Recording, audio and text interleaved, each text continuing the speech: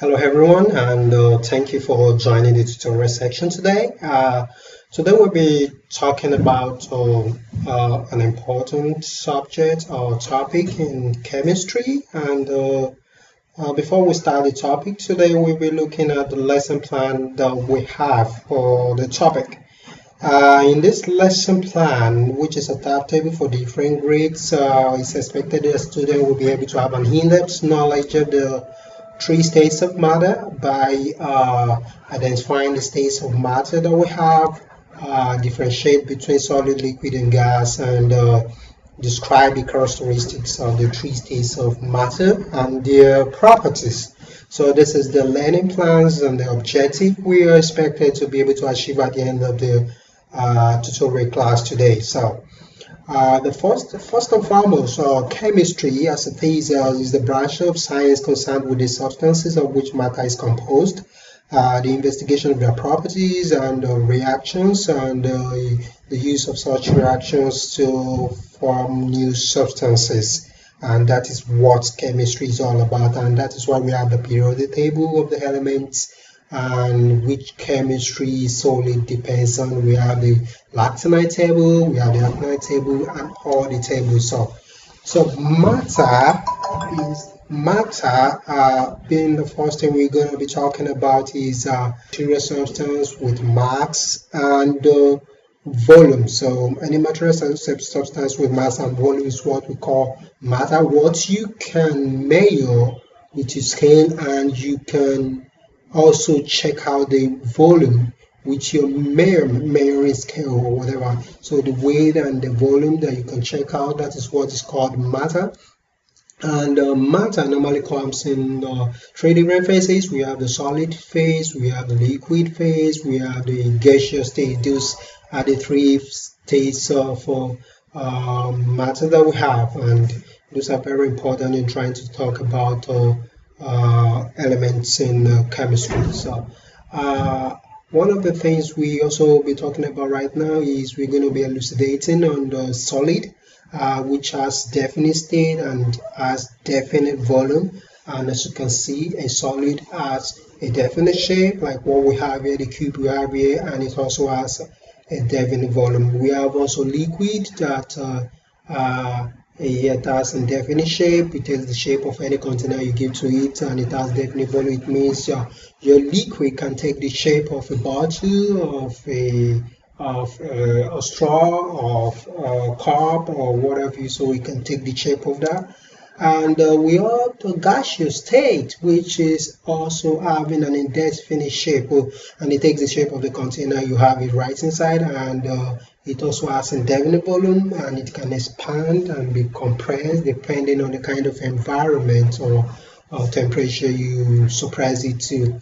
So we're going to be talking about elements as one of the 100+ pure substances that we have. So an element is a substance whose atoms all have the same number of protons, and another way of saying this is that all a particular element's atoms have the same atomic number. I think we can also say all a particular element's atoms have the same atomic number, and elements are chemically the simplest substances and hence cannot be broken down using chemical reactions.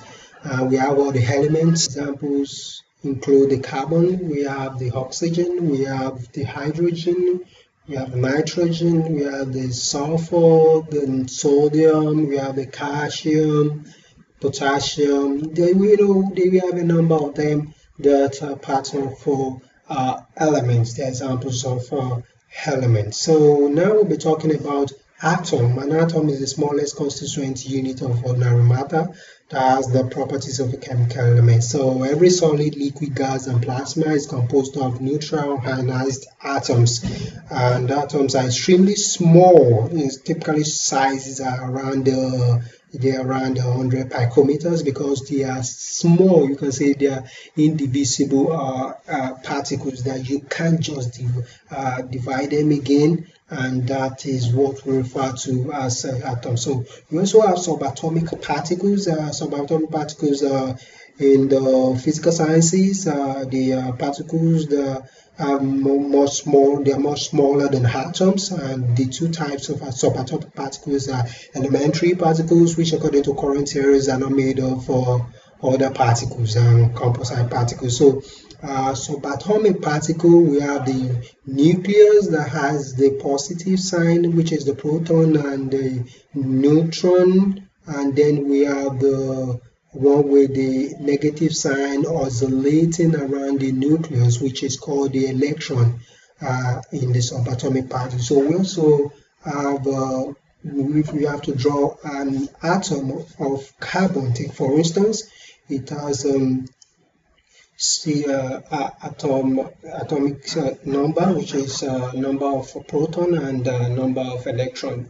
And carbon has 6 proton and 6 electron. As you can see, atomic mass minus atomic number equals number of neutron. Carbon and the carbon has 6 neutrons. We also have it in this diagram that is showing the nucleus with 6 proton and 6 neutron and the electron oscillating around it.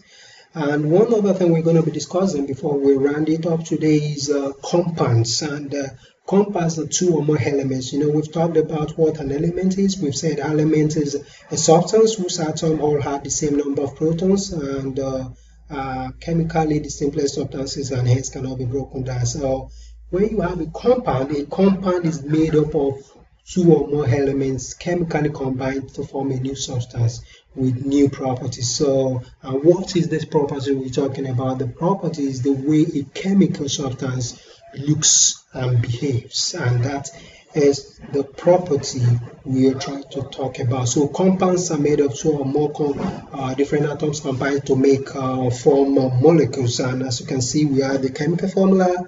It lists the number of different atoms in a single molecule, and we have the structural formula that shows the arrangement of the atom in a single molecule. And as time goes on, we'll be talking about hierarchy nomenclature of all these things we've been talking about. So talking about molecules, we have the glucose sugar, which is C6H12O6, made up of carbon, hydrogen, and oxygen in different proportion. And this is the structural formula for the molecule of sugar. And also we have the inorganic compound and the organic compounds. Where the inorganic compounds usually don't contain carbon, they generally come from the earth, and generally simple molecules, and the organic compounds always contain carbon, hydrogen, usually oxygen, nitrogen, and sometimes other compounds. So they're generally complex molecules too. And examples of inorganic compound includes oxygen, hydrogen plus oxygen, which is H2O, which is what we call water. We have the hydrochloric acid, we have the carbon dioxide, we have the common table salt, which is sodium chloride. And with that, we've come to the end of the tutorial session today. So I'll be glad to see you next time. Thank you.